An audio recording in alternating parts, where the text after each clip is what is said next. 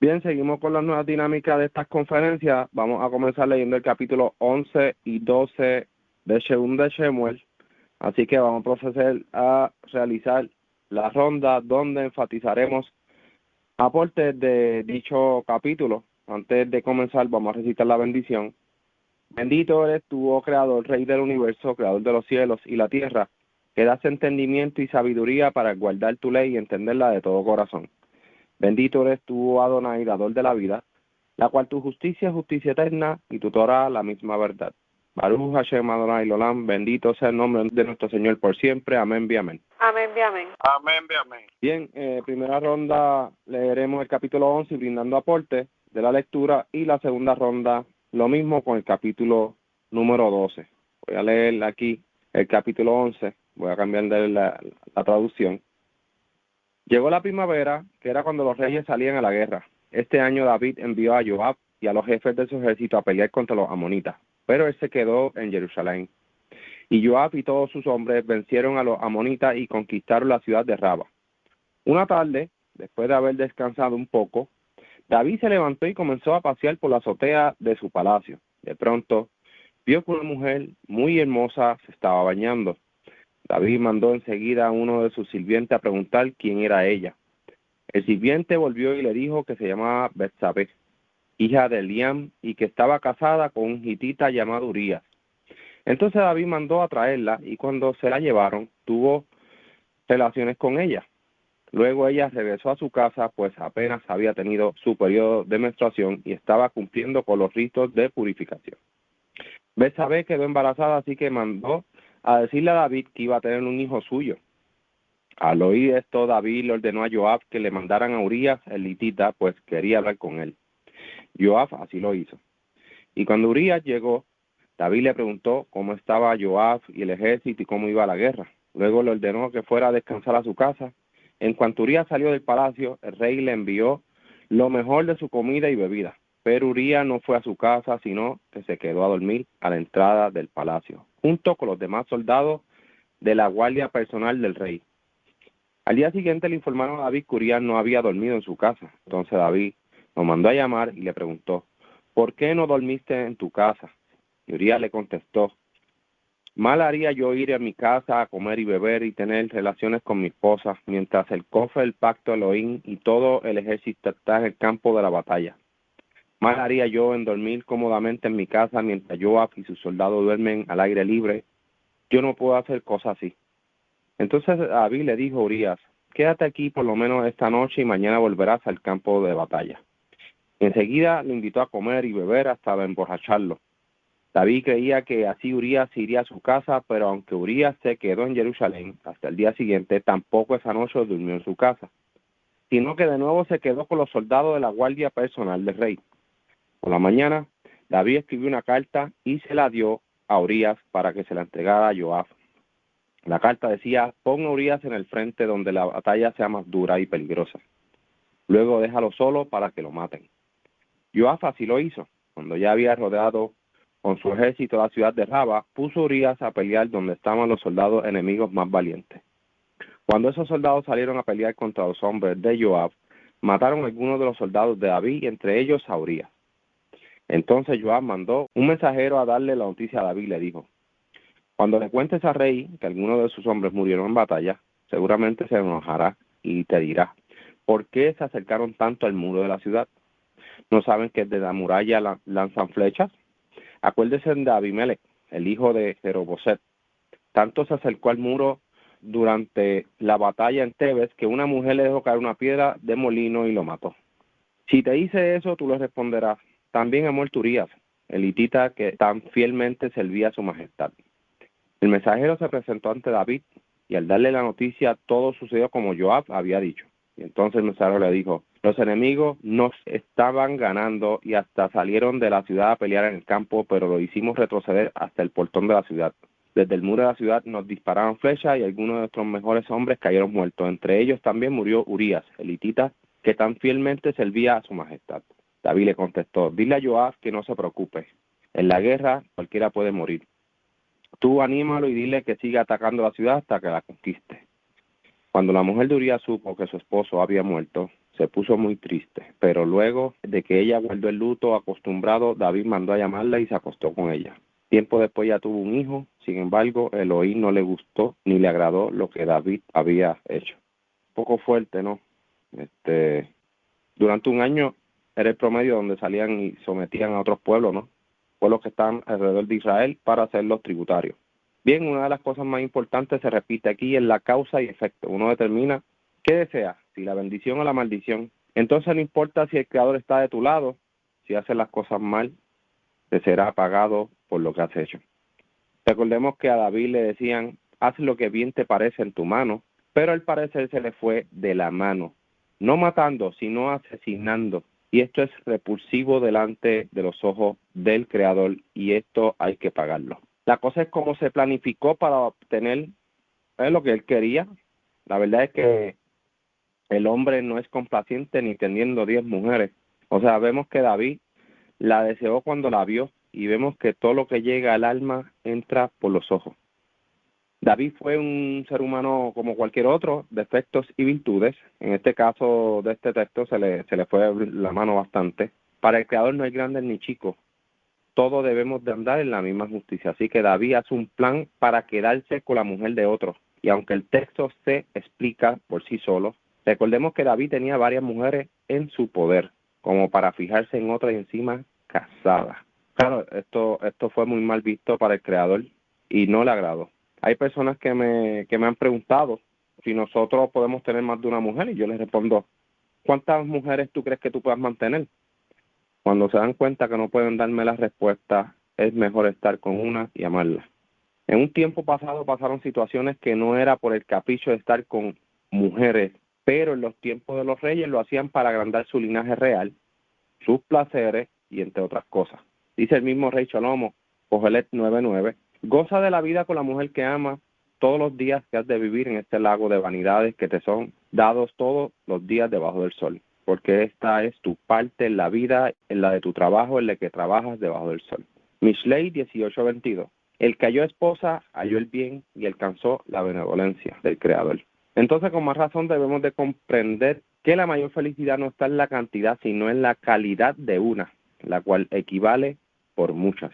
David falló y tuvo una falta enorme al comprender que podía hacer lo que quisiera y a su manera. Definitivamente se cegó y se olvidó de la Torá cuando vio a esta mujer tan hermosa y desnuda, y pensó, yo lo puedo tener todo porque soy el rey. Pues se equivocó, porque tenemos un Elohim de justicia y rectitud que nos vela en todo momento. Así que hay unas causas y unos efectos. Dentro de todo esto fue lo más que me impactó del texto. Obviamente hay cosas que se explican por sí solas en esta narrativa de este capítulo, que no voy a entrar en esos detalles. Vamos a seguir con la ronda con Ine. Adelante, Ine.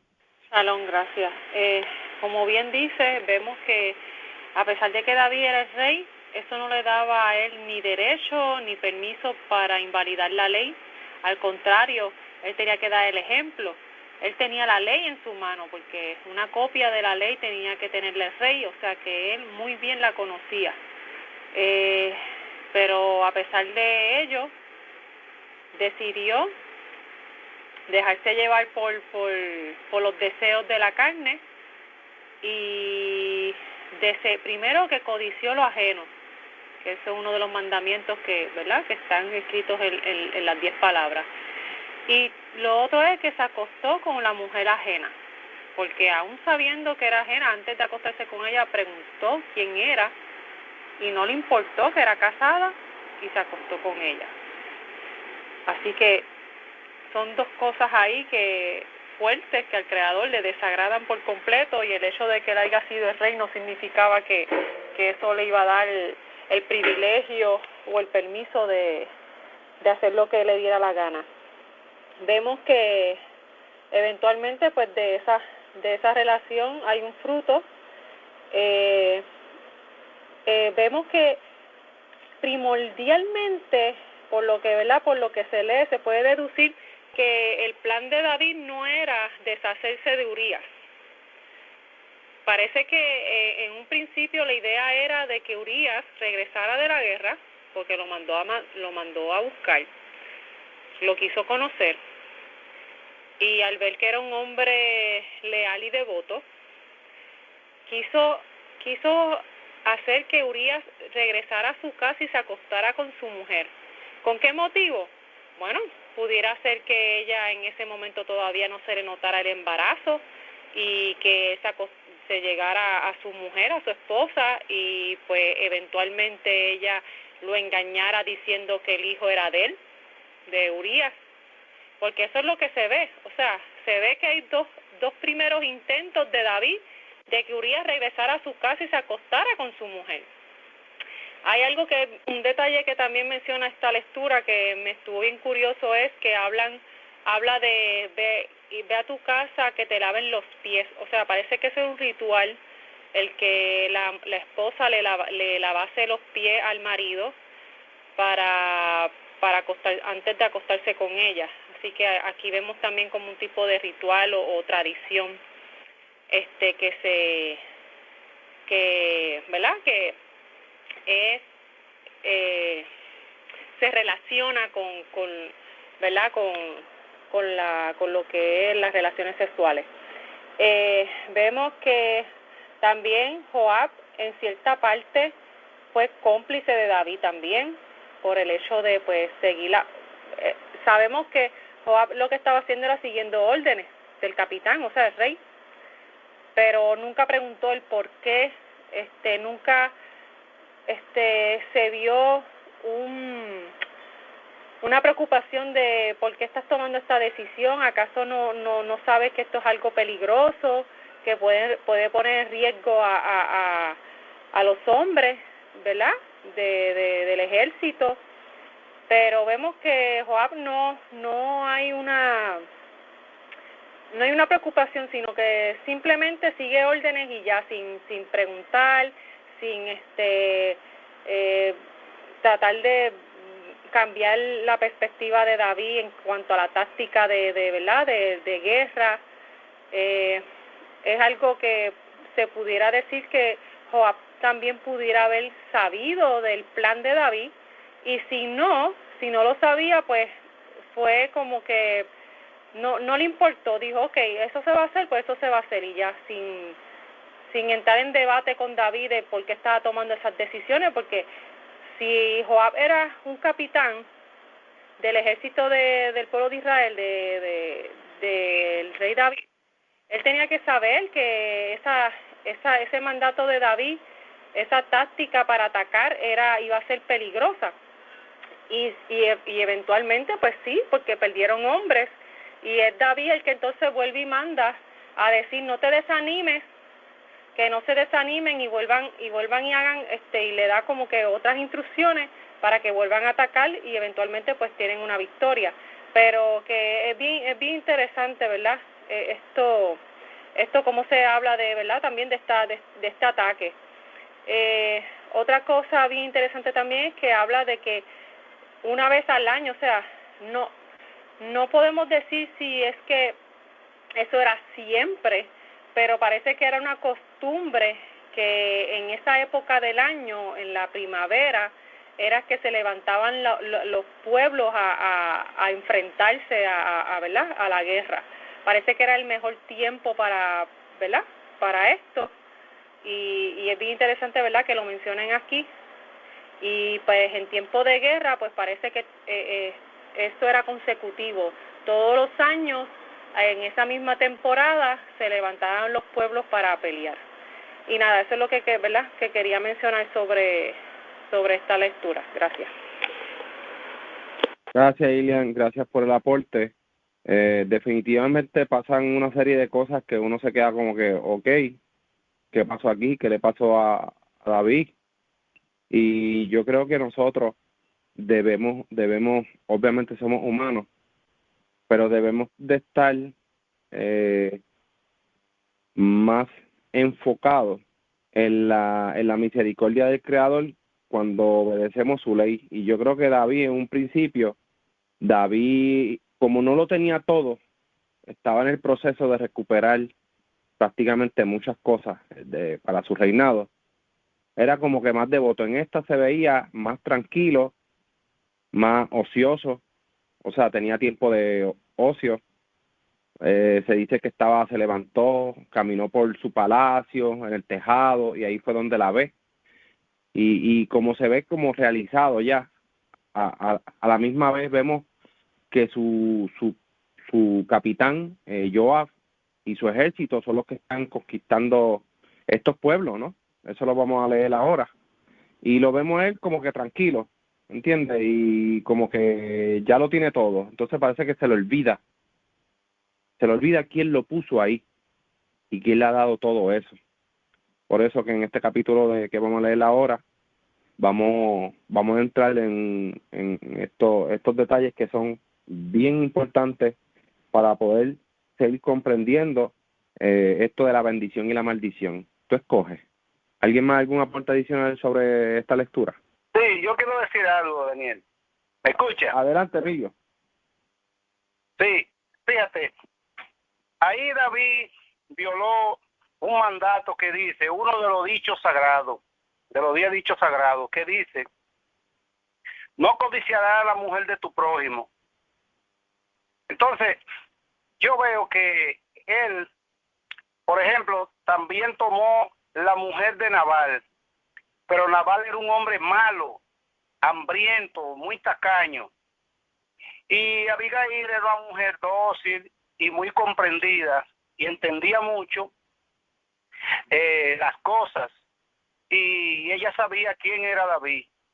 Y fíjate cómo ella fue a llevarle comida a David y a su gente. Pero David la tomó a ella después.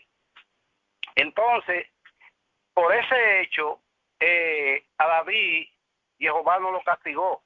¿Esto cuál? Pues mira, sí, definitivamente, claro, David toma a Abigail cuando ya esta persona es muerta. Una vez ella queda viuda, pues David la toma a ella por mujer. En este caso es diferente. David se acostó estando Urías vivo. O sea, vemos que, como bien dice, violó uno de los mandamientos. Terrible.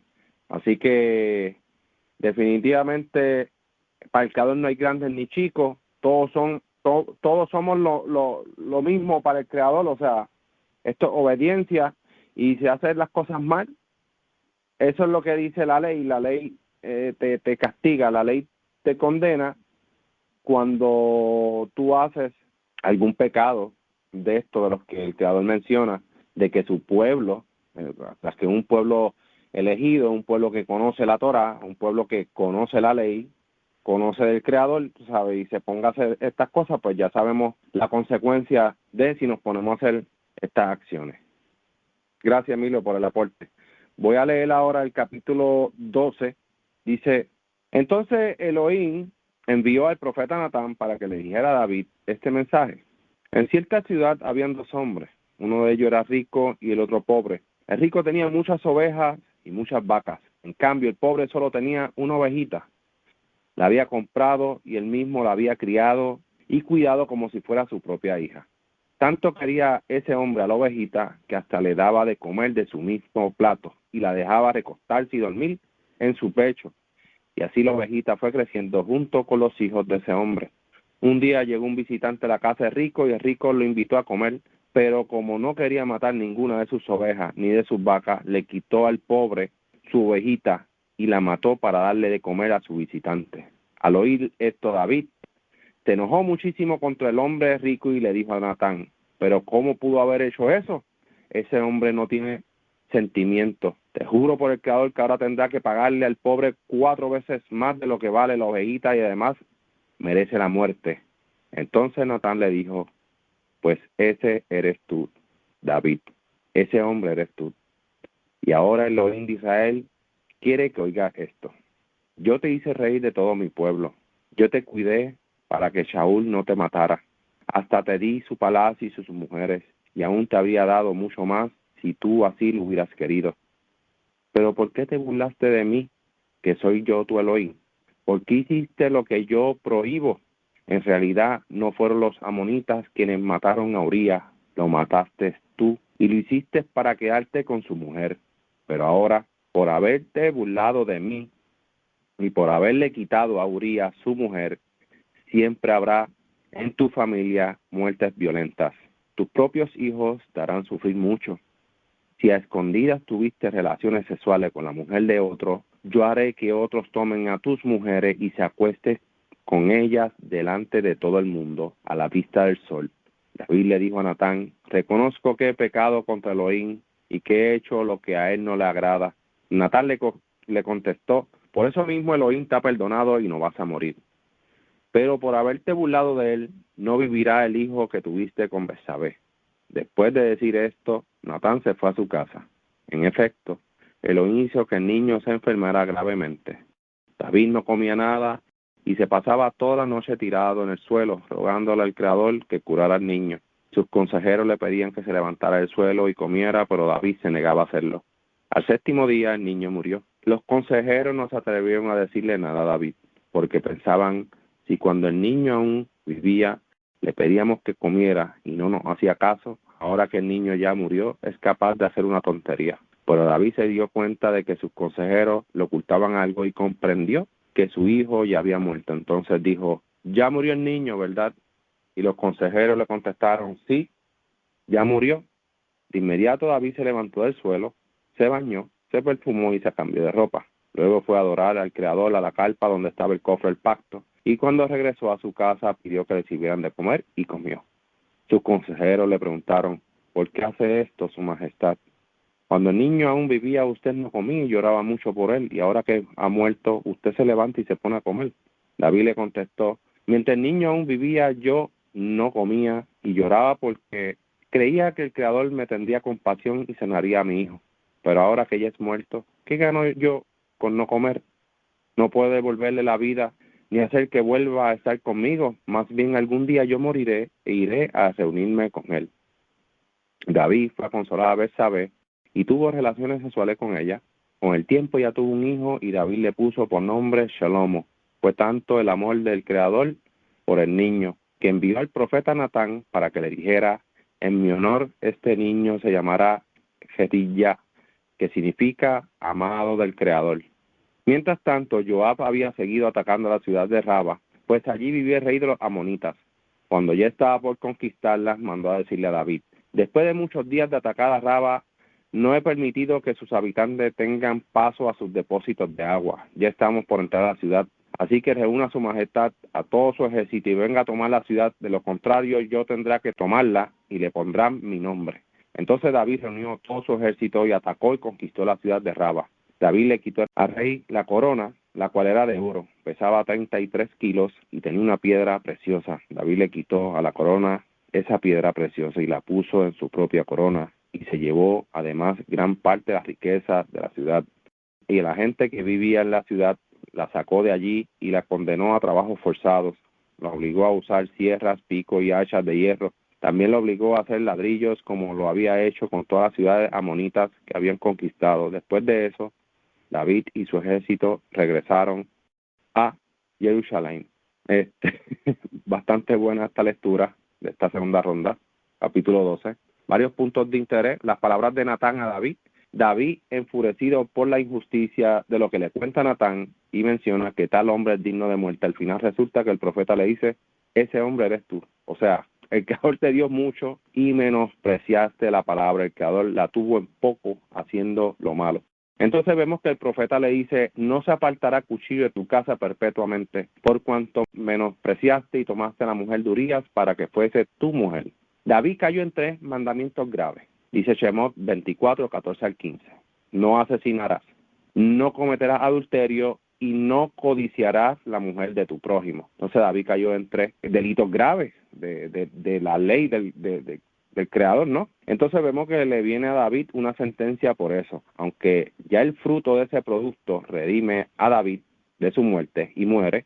Ojo, esto no tiene nada que ver con los pecados de los padres y los hijos. He escuchado esto y esto no tiene nada que ver. Esto es un fruto de una relación ilícita, es decir, el Creador castigó a David y redime su muerte con el producto de una relación ilícita. Cuando se dice que el hijo no llevará la transgresión del padre o que el padre no llevará la transgresión del hijo, es cuando ambos ejecutan una acción, o no se le puede llamar a esto una acción, que culpabiliza a este hijo de David, porque el hijo de David, ese bebé no podía hacer ninguna acción, sino que el Creador destruyó este fruto de esa transgresión y David fue redimido. Así que esto es diferente. Si no hubiera quedado embarazada, el Creador hubiera eliminado vida por vida a David. El mal de tu misma casa que despertó el Creador fueron los hijos, y lo vamos a comenzar a leer en el próximo capítulo. Vemos las palabras en acción de tú lo hiciste en secreto, mas yo haré esto delante de todo Israel y delante del sol. Se dice que este negocio que hizo David blasfemó al Creador, así como los enemigos de Israel blasfeman al Creador, dando a entender que sus acciones fueron similares a como hacen los enemigos de Israel con el Creador. Así que vemos que el comportamiento de David fue un comportamiento ajeno a la Torá, incluso que la misma Torá condena muerte. Los ancianos estaban turbados en las acciones de David cuando el niño muere, es decir, vieron que cuando murió se aseó y demandó comida mientras aún estaba con vida, no comía, ayunaba y todo el tiempo estaba en duelo. El mismo David dice, mientras el niño vivía, yo ayunaba y lloraba porque pensaba, quién sabe si el Creador tendrá compasión de mí y el niño viva, pero ahora que es muerto, ¿para qué voy a ayunar? ¿Podré hacerlo volver yo? Yo iré más donde él, pero él nunca volverá a mí. Entonces, con más razón, David nunca pensó en una resurrección de muertos, ni que en algún momento todos volverán a la vida, sino todo lo contrario, todos vamos a la sepultura. Dice Cogelet 9, 4 al 6, lo voy a leer un momentito, si me permiten. Dice, no hay mucho donde elegir, aunque mientras haya vida y esperanza, por eso digo, más vale plebeyo vivo que rey muerto. Los que aún vivimos sabemos que un día habremos de morir, pero los muertos ya nada saben ni nada espera, y muy pronto son olvidados. Con la muerte se acaban sus amores, sus odios, sus pasiones y su participación en todo lo que se hace en esta vida. Así que el 9:10 nos dice también, y todo lo que podamos hacer, hagámoslo con alegría. Vamos camino a la tumba y allá no hay trabajos, ni planes, ni conocimiento, ni sabiduría. O sea, donde vamos hacia el Seol, en algún futuro, no hay nada de eso. Ahí todo termina. Así que es bastante interesante poder hablar un poco de esto porque David no tenía ese pensamiento que mucha gente tiene pensando en la pues está bien, porque cuando pase un tiempo yo sé que vamos a vivir todos aquí otra vez, Dios lo va a revivir. Luego de esto David tuvo un hijo con esta mujer y fue llamado Shlomo, pero el Creador mandó un mensaje mediante Natán y lo llamaron Yedidya, amado del Creador. Una vez Joab toma la ciudad, manda a llamar a David para que se llame con el nombre de David, porque de lo contrario, si Joab la retomaba ahí, iba a ser con el nombre de Joab. Algo interesante es que esta corona del rey de Amón también pesaba tantos kilos y era bien lujosa, parece que tenía una piedra bien bonita y David se la quita para ponerla en su corona. Voy a seguir con la ronda con Ilian. Adelante, Ilian. Sí, gracias. Vemos que aquí Natán, el profeta Natán llega donde David y le dice, ¿verdad? Le habla de esta situación y es el mismo David que se condena. El mismo David hace juicio sobre sí mismo, por decirlo así. Obviamente es el Creador el que hace el juicio, pero que también David se condena a sí mismo cuando dice, cuando molesto, indignado, dice que el hombre, ¿verdad?, de la moraleja que le estaba hablando Natán merecía la muerte. Y no me quiero imaginar la impresión de David cuando Natán le dice, ese hombre eres tú. La cara de pálido, de caer en cuenta de lo que hizo. Y como bien dice Emilio, David tuvo dos situaciones parecidas, pero no lo mismo. Tuvo la situación con Abigail, pero Abigail era viuda, así que pues obviamente tenía todo su derecho de poder casarse, porque cuando uno enviuda, la Torá sí permite que tú te puedas volver a casar. Y está también la situación de Milca, la hija de Saúl, que sabemos que David la abandona porque pues Saúl lo está acechando y David pues se va y ella no se va con él, sino que prefiere quedarse con su padre pero David en ningún momento le da carta de divorcio. Y Saúl pues entiende como que pues la abandonó, pues la voy a dar a otro hombre. Y David cuando Saúl muere, que David pues, ¿verdad? Recobra su posición, o sea, toma su posición como rey, la manda a buscar porque pues David entiende de que no, ella es mi mujer, yo soy su primer esposo y yo nunca le di carta de divorcio, ella me pertenece. Y vemos que Milca tiene que ser regresada a David, y Milca ya estaba con otro hombre. Milca no era viuda, Milca se casó por segunda vez, estuvo con otro hombre estando casada. Pero pues obviamente todo sucedió por una situación en la que ella no tenía control, porque pues ella era la hija del rey, Saúl hizo lo que le dio la gana con ella, David estaba huyendo, lo mejor que ella pudo haber hecho era haber huido con David, porque sabemos que David mientras huía tuvo mujeres, tuvo 2 esposas, y sus esposas lo acompañaron mientras él era perseguido, así que no había excusa, pero pues ella prefirió la comodidad de estar con su padre.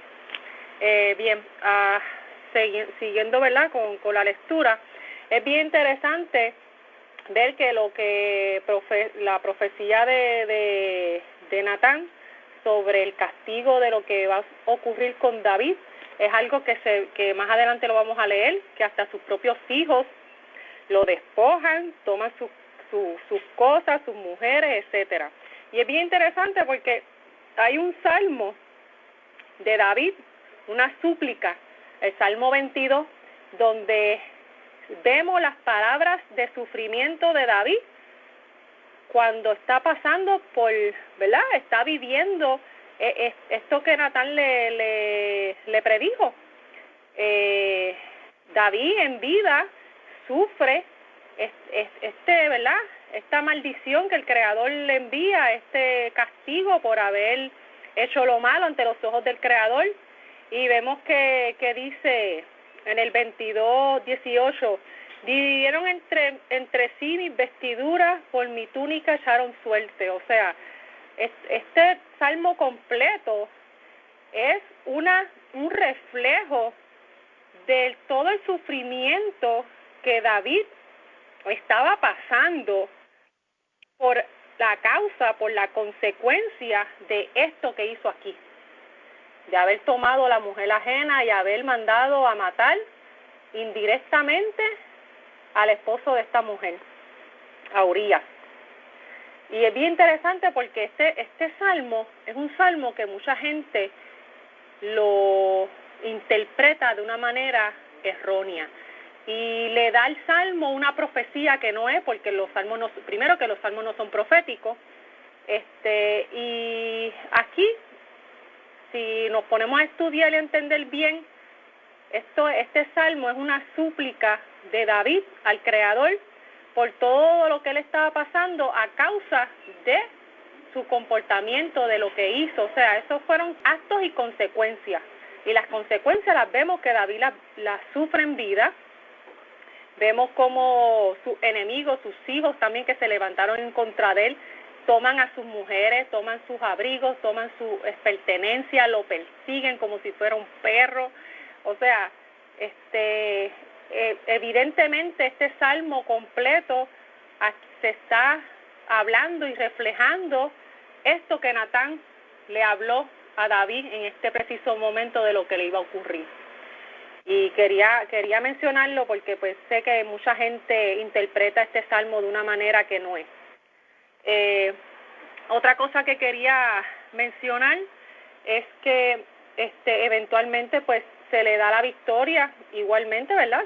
Tiene la victoria Joab contra los hijos de Amón, logra la victoria, ¿verdad?, de esta batalla, y David pues toma los despojos, se reparten los despojos y eso, pero eventualmente yo creo que vemos que esta victoria David no la puede disfrutar en gran manera porque ya está advertido sobre las consecuencias de lo que va a ocurrir. Otra cosa que también pues ya, tú hablaste ya de eso, que no quería repetir de nuevo, pero sí David tenía una percepción sobre la muerte bien distinta, algo que es lógico también lo que él dice a sus siervos, como que para qué voy a ayunar y para qué voy a orar cuando ya yo no puedo regresar lo de la muerte. Yo cuando tengo que orar y tengo que ayunar es cuando haya la oportunidad, ¿verdad? Cuando haya vida. Mientras haya vida, haya oportunidad, y ahí es una enseñanza también de que cuando nosotros nos encontramos mal o tenemos un familiar, un hijo que está pasando por una enfermedad o algo así, mientras ¿verdad?, está pasando por ese proceso, nosotros tenemos que buscar la manera de suplicarle al Creador por misericordia, para que, ¿verdad?, intervenga. Y ya después, cuando ya no hay más nada que hacer, cuando ya llega la muerte, pues ya uno lo que tiene que hacer es resignarse, aceptar la situación ¿verdad?, con humildad, con resignación, y simplemente, ¿verdad?, no estoy diciendo que vayan a ser como David, vayan a hacer un festín y vayan a comer y bañarse y estar como si nada, porque no todo el mundo pasa, ¿verdad? El duelo en cada persona es diferente, y obviamente pues cuando uno pierde un ser querido uno se siente mal. Incluso aquí también lo habla, David tomó el luto como si nada, pero la esposa no, la mujer estaba triste y él tuvo que consolarla. Así que, pero nos enseña también a que cuando tengamos una situación donde perdamos un ser querido, nos enseña a que debemos tener resignación, buscar consuelo en el Creador, y que nuestra vida no se detenga en eso. O sea que si se muere un familiar, un hijo, el esposo, una madre, un padre, etcétera, tú no te mueras con él, sino que tomes tu tiempo de duelo, aceptes el decreto del Creador y sigas adelante con tu vida, porque pues tú sigues vivo. Esa persona ya cumplió con su propósito aquí, y pues no podemos hacer nada. Lo único que nos queda es esperar a que nos toque a nosotros también la muerte, y si, ¿verdad?, y si hay algún lugar de reposo donde el Creador tiene todas las almas, pues reencontrarse, ¿verdad?, con nuestros familiares, con nuestro pasado, ¿verdad? Como dice, que se reunirá dice, ¿verdad?, la Escritura muchas veces cuando moría alguien, y te reunirás con tus padres. Pues, ¿verdad?, sí, son palabras que también consuelan y dan alivio, y ayudan a que uno no tenga esa preocupación de qué es lo que habrá después de morir, porque ese es el temor de todo el ser humano, porque ningún humano sabe qué hay después de la muerte, nadie, y eso es algo que pues al ser humano siempre le ha intrigado y ha querido saber, y siempre, ¿verdad?, pierden mucho tiempo en querer resolver eso, y no se ha logrado. Y yo pienso que estos pensamientos donde uno piensa, uno cree, uno tiene fe en que pues te reunirás con tus padres, o estarás en un lugar de reposo, o regresará esa alma regresa al Creador, etcétera, pues son pensamientos que nos pueden dar consuelo, alivio, esperanza, o simplemente nos ayuda a no estar concentrados en eso y estar concentrados en lo que de verdad es importante, que es el aquí, el ahora, en la oportunidad de vida. O sea, todos los días cuando nos levantamos con vida tenemos que darle gracias al Creador por un día más de vida, y aprovechar ese tiempo, porque ya después de muerto ya no podemos hacer nada, el muerto no alaba al Creador, el muerto no puede seguir Torah, ¿me entiende? El que hace eso es el que está aquí, el vivo, y todos los días es una oportunidad para decidir en buscar el camino del Creador, en cumplir sus mandamientos y en recibir las bendiciones de lo que eso implica. Y nada, eso es lo que quería, ¿verdad?, traer sobre esta lectura. Gracias. Gracias, Ilian, gracias por el aporte. Dice Rey Chalomo que cuando estés haciendo las cosas de lo que el Creador demandó, de lo que es el trabajo, el vivir para obtener tu pan, tu esposa, tus hijos, que disfruta al máximo y lo haga con todas tus fuerzas, porque a donde vamos no se puede hacer nada de eso. Al lugar donde vamos, un futuro, ¿verdad?, que hacia donde nos dirigimos, no va a haber nada de eso. Así que esa parte es bien importante, poder disfrutar de la hora y hacerlo con toda nuestra fuerza y con la mejor intención de tener el favor del Creador de nuestro lado. Tengo una moraleja aquí y dice: aunque tengas el favor del Creador, continúa haciendo las cosas bien y no permitas que la soberbia se apodere de ti, porque el Creador no hará por inocente a quien invalide su ley. Así que esto es bien importante. Muchas veces vemos que tenemos el favor del Creador, que las cosas no se nos va bien, pero mantente haciendo las cosas justas y que al Creador le agrada, porque en cualquier momento que te empiece a desviar o a hacer las cosas mal, el Creador puede tornarle eso en una maldición. Te puede condenar con tu misma soberbia, te puede condenar con tu misma iniquidad, o sea, con la maldad que puede empezar a hacer, sino que mantente firme, mantente recto y lo mejor posible cerca de su ley. Lo mejor que podemos hacer es reflexionar día tras día, conocer del Creador cada vez más. Mira, David, como dice mi señora, David tiene un montón de salmos, y sí, hay unos salmos, unos cánticos que son de David cuando está en completa amargura, y prácticamente lo que le pasó a causa de eso no se apartó hasta los días de su muerte. O sea, que todos los días de su vida, o sea, eso fue algo que el Creador decretó perpetuo en los días de su vida. Cuando dice perpetuo, los días de su vida es hasta que muere. Cuando muere, pues ya, ahí ese decreto del que el Creador dio, o sea, termina. Así que eso es bien interesante, porque vamos a ver unos sucesos bien interesantes, lo que pasa después de Rey Shalomo. O sea, cómo Rey Shalomo se establece lo que es la paz, una era sin guerra. O sea, es algo bien bonito. Y a causa de lo que pasa, también pasó algo similar a lo que el Creador le dio a David. Así que estas cosas son muy importantes tenerlas presentes, porque podemos ser bendecidos y el Creador nos puede dar el favor de Él en todo lo que emprendamos, pero tenemos que andar en justicia y reflexionando nuestros pasos. Les deseo a todos, chao a todos. Chau a todos. Chau a todos.